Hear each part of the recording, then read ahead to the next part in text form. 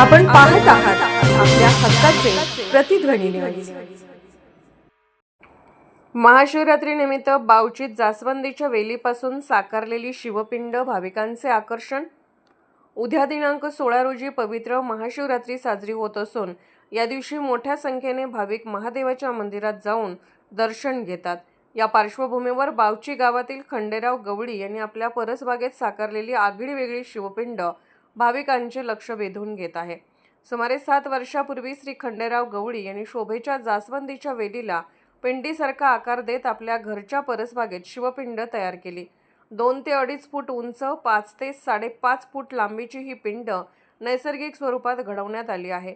विशेष म्हणजे गेल्या 7 वर्षापासून श्री खंडेराव गवळी व सौ रंजना गवळी हे नित्यनियमाने दररोज या पिंडीची भक्तिभावाने पूजा करत आहेत। या पिंडीची दर आठवड्याला नियमित छाननी व निगा राखली जाते। जास्वंदीच्या वेलीपासून तयार केलेली ही पिंड परिसरातील श्रद्धाळूंमध्ये विशेष आकर्षण ठरली आहे। बावची तसेच पंचक्रोशीतील अनेक भाविक सोमवारी आवर्जून येथे येऊन दर्शन घेतात। सेवाभावी वृत्तीने आणि अखंड श्रद्धेने गेली 7 वर्ष गवळी कुटुंबीय ही पूजा अखंडितपणे करत असून महाशिवरात्रीच्या निमित्ताने येथे भाविकांची विशेष गर्दी अपेक्षित आहे। खंडेराव तुकाराम गवळी, राहणार बावची, तालुका वाळवा, जिल्हा सांगली। हे झाड कोणते आहे? हे जास्वंदाचं झाड आहे। या झाडाला किती वर्ष पूर्ण झाली? हे झाडात पिंड करून जवळ 7 वर्ष पूर्ण झाली। ॲक्च्युली याची कल्पना तुम्हाला कशी सुचली?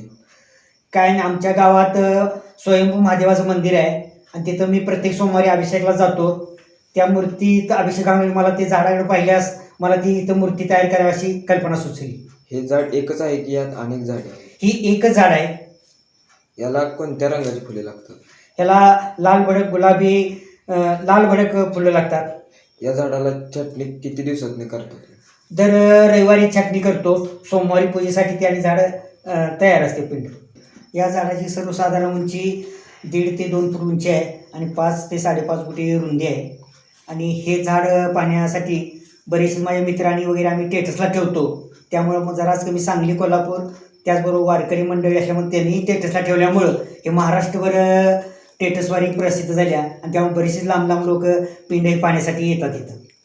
आपण पाहत आहात प्रतिध्वनी चॅनल। अशाच बातम्या पाहण्यासाठी आमच्या चॅनलला सबस्क्राइब करा आणि बेल आयकॉनवर क्लिक करा।